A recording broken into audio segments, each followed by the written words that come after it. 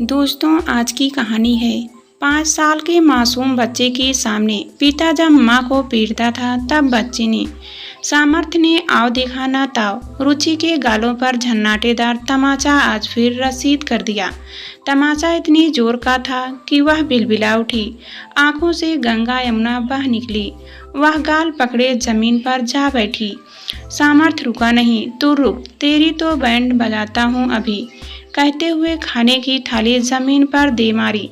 फिर इधर उधर से लाते ही लाते जमा कर अपना पूरा सामर्थ्य दिखा गया। 5 साल का बेटा पुन्नू डर कर माँ की गोद में जा छिपा। चल छोड़ उसे, बाहर चल। सामर्थ्य उसे घसीटे जा रहा था। चल, नहीं तो तू भी खाएगा। वह गुस्से से बावला हो रहा था। नहीं नहीं, जाना आपके साथ, आप गंदे हो। पुनीत चीखते हुए रो रहा था। ठीक है तो मर इसके साथ। सामर्थ्य ने झटके से उसे छोड़ा तो वह गिरते गिरते बचा। अपने आंसू पोंछता भागा हुआ वह माँ के आंसू पोंछने लगा। रुचि का होठ काने से फट गया था। खून रिस रहा था। मम्मा, खून, आपको तो बहुत चोट आई है। गंदे हैं पापा, आपको आज फिर मारा। मैं उनसे बात भी नहीं करूँगा। आप पापा से बात क्यों करते हो? आप कभी बात मत करना। वह आंसुओं के साथ उसके खून भी बाजुओं से साफ करने लगा। मैं डिब्बे से दवाई ले आता हूँ, कहकर वह दवा लेने भाग गया। रुचि मासूम बच्चे की बात पर सोच रही थी। कैसे बात ना करूं सामर्थ्य से? घर है, तमाम बातें करनी जरूरी हो जाती हैं, वरना चाहती मैं भी कहाँ हूँ। ऐसे जंगली से बात करना। 2 घरों से है, 2 विचार तो हो ही सकते हैं। वाजिब तर्क दिया जा सकता है, कोई है तो, पर इसमें हिस्सा कहाँ से आ जाती है बीच में। सामर्थ्य को बात कर ही तो सब साफ करके खाना तैयार कर दिया था समय पर। अम्मा जी को खाने में देर हो रही थी। फोन भी नहीं उठा रही थी। खाना तैयार नहीं होता तो भी सब चिल्लाते। अपने को गलत साबित होते देख नहीं पाते ये मर्द। बस यही बात है। अपनी सूजी आंखों के साथ जब अपने ये विचार अंजलि को बताए तो वह हंस पड़ी। यार देख, मन तो अपना भी यही करता है, कोई अपनी बात नहीं मानता तो उसे अच्छे से पीटने का ही दिल करता है। पर हम औरतों के शरीर में मर्दों जैसी ताकत नहीं होती, वरना हम भी न चूकती, जब मर्जी धुन कर रख देती। अपनी बात हर कोई ऊपर रखना चाहता है। तू तो हर बात को हंसी में उड़ा देना चाहती है, पर बात सही गलत भी तो होती है। हाँ, होती तो जरूर है, पर अपने अपने नजरिए से। फिर वही बात, ऐसे तो गोडसे और लादेन भी अपने नजरिए से सही थे, पर क्या वह वाकई में सही कहे जा सकते हैं? अंजलि को समझ नहीं आ रहा था वह रुचि का ध्यान कैसे हटाए। आए दिन मासूम सी रुचि के साथ सामर्थ्य की मारपीट की घटनाएं उसे कहीं अंदर तक झिझकोड़ रही थी। बेचारे नन्हे पुत्र के दिलो दिमाग पर क्या असर होता होगा। सारी बातें सुनी उसने। किचन से सटे पूजा घर में सुबह से वह रहे दूध, बतासे, गुड़, खीर, मिष्ठान के चढ़ावे की सुगंध आकर्षित लग रही थी। मक्खियां चींटियों की बारात से परेशान होकर रुचि ने लाइजोल डायलान कर किचन के साथ साथ पूजा घर को भी अच्छी तरह चमका डाला था। किचन के चारों कोने में पंडित मुखानंद के बताए 5-5 बतासे रखकर दूध चढ़ाने की टोटके का आज भी पालन करके अपने भाई के घर गई। सास को लौटने में देर हो रही थी। चींटियां मक्खियों के बीच रात का खाना बनाना मुश्किल हो रहा था। रुचि ने तंग आकर सफाई का कदम उठाया था। क्या गलत किया उसने? रुचि की कोई गलती आज भी उसे नहीं लगी, और फिर गलती हो भी तो क्या कोई जानवरों की तरह सुलूक करता है भला? रोज रोज ऐसे बेसिफैर के टोटके, पूजा पाखंड उनका चलता ही रहता। हैरानी तो यह कि बहुत मॉडर्न बनने वाला सामर्थ्य भी ये सब मानता है। पहले ही मना किया था रुचि से कि सामर्थ्य कुछ ज्यादा ही जता रहा है अपने को। अच्छे से एक बार और सोच ले, फिर शादी कर, पर मानी नहीं। पापा के सिर का बोझ जल्द ही जल्द उतार कर उन्हें खुश देखना चाहती थी वह। तो तू भी ना गौ बन गई है। गौ के भी 2 सींगे चार लात और लंबी दुम होती है, वक्त आने पर इस्तेमाल भी करती है। पर तू तो बिल्कुल सुशील संस्कारी अबला नारी बनी हुई है। बड़े बड़े मॉडल मिलेंगे तुझे क्या? इतनी ज्यादती सहती क्यों है? डिपेंडेंट है इसलिए इतनी पढ़ी लिखी है। बोला था जॉब कर ले, पर नहीं, पति परमेश्वर नहीं मानते। अरे मानेंगे कैसे भला? फुल टाइम की दासी जो छिन जाएगी। उसने चिढ़ते हुए उसकी ही थी बात कही।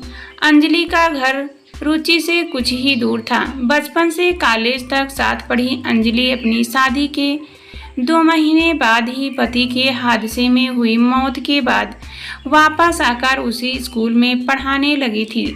पड़ोस के ब्लॉक में ही रुचि की शादी हुई थी, तो अक्सर अंजलि लौटते समय रुचि से मिलने आ जाया करती। खूबसूरत रुचि को स्मार्ट सामर्थ्य ने अपने को खुले दिमाग का जता उसके पिता हरिभजन के आगे अपने को चरित्रवान बताया। महात्मा गांधी, विवेकानंद आदि पर अपना पुस्तक संग्रह दिखाकर अच्छे होने का प्रमाण दे देकर उससे शादी तो कर ली, पर शादी के बाद ही उसकी 18वीं सदी की मानसिकता सामने आ गई। खुले दिमाग की हर तरह की सफाई पसंद रुचि जाहिलों में फंसकर रह गई। पिता के संस्कार थे बड़ों की आज्ञा का पालन करना है सदैव। आज्ञा अभी नहीं सो किए जा रही थी। माँ तो थी नहीं, पर नेकी, ईमानदारी, सत्य पर चलने वाले पिता ने अच्छे संस्कार देने में कोई कसर नहीं छोड़ी। पर यहाँ उन बातों की न इज्जत है न जरूरत। अब रुचि को कौन समझाए? उसने तो पिता की बातें गांठ बांध अंतस्थ में बैठ ली है। बात वही है, सब कुछ सीखा हमने, ना सीखी होशियारी। क्या करूं इस लड़की का? रोज ही मार खाए जा रही है, पर पिता से बताती भी नहीं कि वे आघात सह नहीं पाएंगे। लेते कि वही तो हैं उसके परिवार में। पुन्नो घर पर होता तो वे रोते रोते अपनी मासूम ज़बां से मम्मा के साथ घटी पूरी हिस्सा का ब्यौरा अंजलि मौसी को देने की कोशिश करता। कैसे दादी, बुआ, चाचू सभी पापा की साइड लेते हैं। कोई मम्मा को बचाने नहीं आता, कहते हैं और मारो और मारो। अंजलि सोचती हुए बचाने क्या आएंगे, सभी एक थाली के चट्टे बट्टे हैं। जंगली गवई हूस छोटे से बच्चे में दिन ब दिन कितना आक्रोश भरता जा रहा है। अंजलि देख रही थी, इतनी नफरत, इतना गुस्सा उस आबोध के व्यक्तित्व को बर्बाद किए जा रहा है। पर करती भी क्या? रुचि तो हट किए बैठी थी कि उसकी मुख सेवा कभी तो रंग लाएगी, एक दिन प्रकृति सब ठीक करेगी। अब तो पुन्नू भी पापा चाचू के जैसे चीजें तोड़ने फोड़ने लगा है। गुस्सा होता तो घर वालों की तरह चीखता है। खाना उठाकर जमीन पर दे मारता तो रुचि थप्पड़ रसीद करती, तो रुचि को ही डांट पड़ने लगती। उसे तुरंत साफ करने के लिए आदेश हो जाता। घर के लोग सह भी देते उसे। कितनी बार देखा सुना है उन्हें कहते हुए, लड़का है लड़की थोड़ी ही है, मर्द है वह क्यों करेगा भला? बहू चल साफ कर जल्दी से, मुखानंद महाराज आते ही होंगे।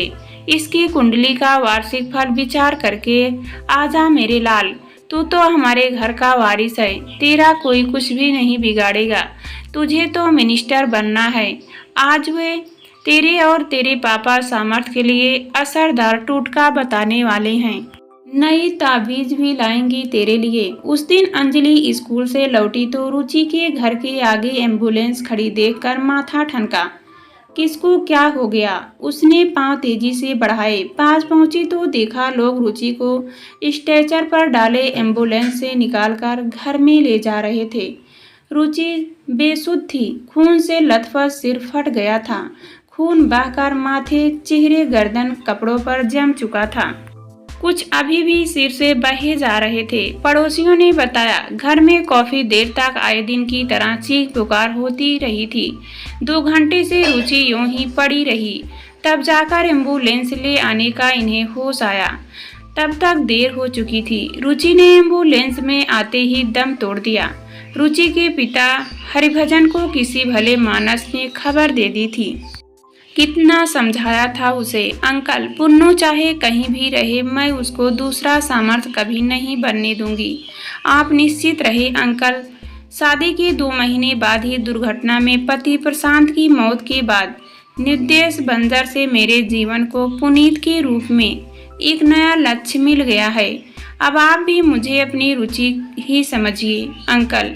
मैं इसे लेकर आपसे मिलने उसी के जैसे आती रहूंगी। रुचि के पिता हरिभजन के कांपते बूढ़े हाथ अंजलि के सिर पर जा रुके थे।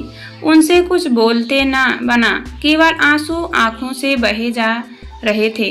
अंजलि भीगे मन से उन्हें पूछने लगी।